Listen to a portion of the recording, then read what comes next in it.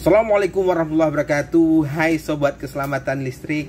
Hari ini saya mau cerita terkait fenomena kebakaran bangunan ya. Ada dua saya klasifikasi. Itu disebabkan oleh listrik dan non listriknya. Kita cerita disebabkan oleh listriknya. Berdasarkan pengalaman inspeksi pada instalasi yang kebakaran, kemudian pengalaman kerja pribadi saya sendiri, dan dari teori dan ilmu yang saya pelajari di bangku sekolah, itu di listrik sendiri itu dominan disebabkan oleh dua ya. Yang pertama adalah overload, pembebanannya yang sangat over. Kemudian disebabkan yang kedua adalah busur listrik ya.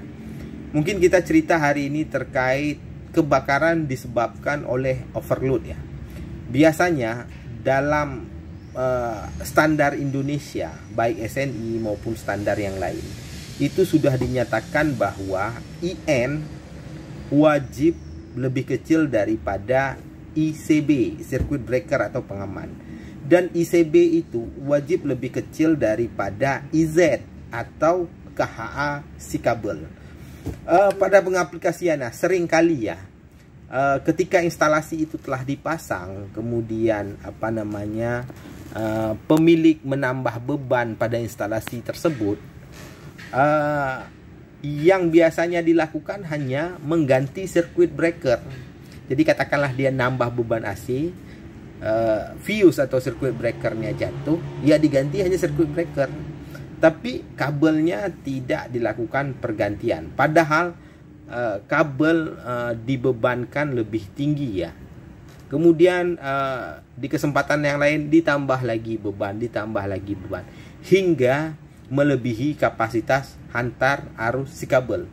Hal itulah yang membuat isolasi kabel itu rusak.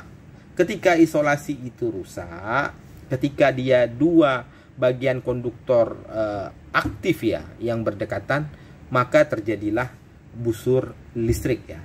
Dari busur listrik itulah ada sumber api.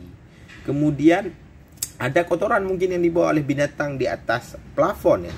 Jadi kotoran yang mudah terbakar, ada busur listrik, ada sumber api. Dia merambat ke sampah tersebut.